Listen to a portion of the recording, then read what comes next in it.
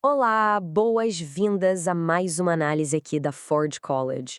Bom, na nossa última exploração, a gente cobriu táticas de segurança e estratégias de depuração voltadas para pontos de entrada em programas na rede Solana. Hoje, a ideia é pegar toda aquela base defensiva e transformar num projeto de arquitetura de verdade, super determinístico. O nosso foco hoje é puramente na estrutura de código, um dia completo sobre como projetar um ponto de entrada de programa que seja robusto. Vamos mergulhar juntos na engenharia por trás disso. Dando uma olhada rápida no nosso roteiro de engenharia, a gente vai passar por 5 passos bem lógicos. Primeiro, o checkpoint do programa. Segundo, o despachante de instruções. Terceiro, as regras de validação. Quarto, o layout de dados BOSH. E para fechar, um exemplo prático do programa contador. Começando pela seção 1, o checkpoint do programa. Olha, a melhor analogia para entender o ponto de entrada de um programa é pensar naquele segurança implacável na porta de uma balada super exclusiva. É exatamente isso, um checkpoint ultra rápido e muito barato. Aquele segurança não quer saber a história de vida de quem está tentando entrar, nem de onde a galera veio, sabe? O trabalho dele é puramente mecânico. Ele inspeciona os pacotes de dados iniciais, lê o discriminante da instrução, que é basicamente checar se o ingresso é válido, e verifica as identidades ali na hora. Se qualquer coisinha estiver fora do lugar, a entrada é barrada no mesmo instante. Literalmente zero dor de cabeça para a área VIP lá dentro. Mas e aí, o que acontece quando o pacote finalmente passa pela porta? Bom, ele com certeza não pode sair andando livremente por aí. Vamos para a seção 2, o despachante de instruções. Separar essas responsabilidades é absolutamente crucial para manter um código limpo. De um lado, a gente tem o checkpoint, aquele segurança linha dura que faz as validações de identidade e de sintaxe. Do outro lado, entra o despachante, que age como se fosse um anfitrião VIP. Presta atenção numa coisa. O trabalho do despachante não é ficar auditando dado mal formado, tá? O único objetivo dele é pegar aquelas cargas úteis que já foram validadas e rotear cada uma delas com precisão cirúrgica para a mesa VIP correta, ou seja, para os manipuladores que de fato contêm a lógica de negócios. Só que, para essa estrutura toda funcionar redondinha, a gente precisa definir fronteiras super rígidas, o que nos leva à seção 3, regra de validação. Existem algumas verificações mecânicas que são essenciais logo na entrada. Primeiro, o discriminante. Ler logo o primeiro byte já evita aqueles custos computacionais absurdos de uma desserialização inteira.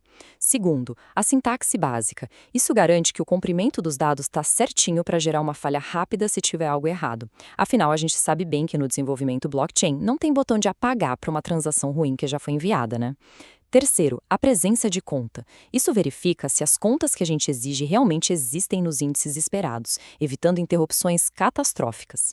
E quarto, as flags de Signer, que já impõem a presença de autoridade logo de cara. Isso ilustra muito bem como a gente divide os limites nessa arquitetura. Os limites do ponto de entrada focam estritamente na superfície da coisa toda, comprimento, presença e assinaturas. Tudo checagem ultra rápida.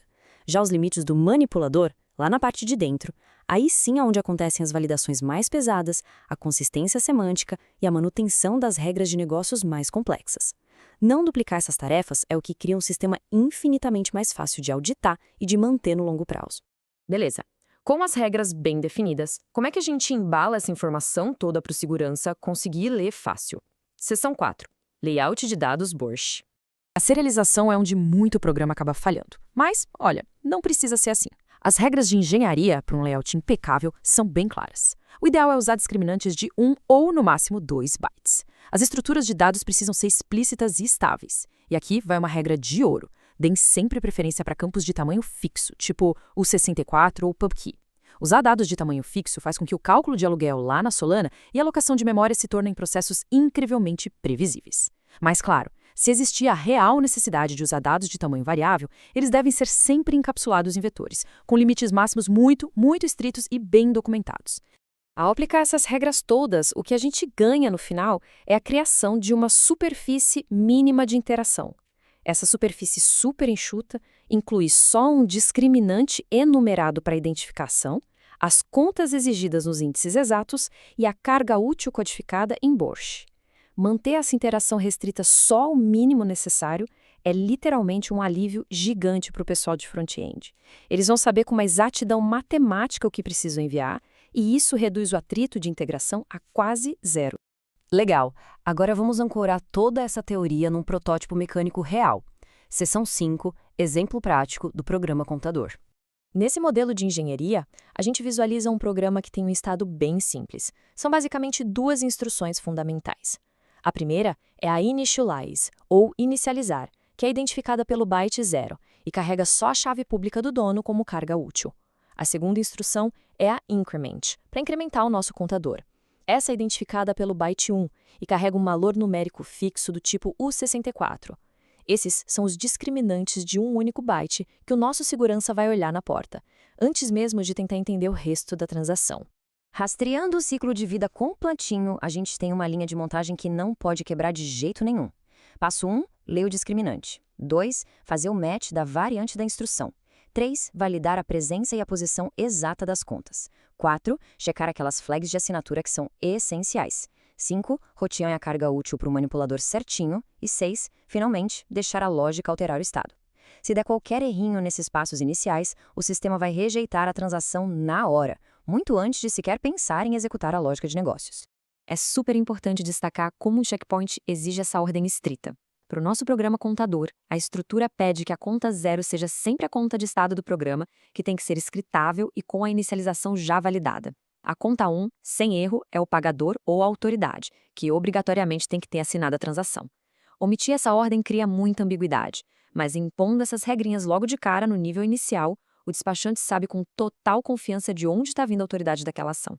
Para consolidar tudo o que a gente viu, vale muito a pena gravar essa frase que resume bem a filosofia de toda essa arquitetura. A previsibilidade do ponto de entrada reduz o atrito de integração e cria entradas determinísticas. Quando a gente constrói a estrutura desse jeito, a gente evita um colapso completo no desenvolvimento e transforma os testes unitários num processo super fluido. Cada erro que aparece é claro, intencional e muito mais fácil de rastrear. Bom, o nosso ponto de entrada está projetado e incrivelmente seguro. Só que ainda resta um desafio gigante pela frente. Como é que a gente faz a serialização e desserialização dessas cargas úteis escrevendo código de verdade em Rust? Pois é, esse é exatamente o foco da nossa próxima exploração prática sobre a implementação da serialização BORSCH. Para mergulhar de cabeça nessa implementação e descobrir um universo imenso de recursos e estudos sobre o Web3, é só acessar o site forge.college. Muito obrigado por acompanhar mais esta análise da Forge College. Uma excelente jornada de construção para todo mundo e até a próxima.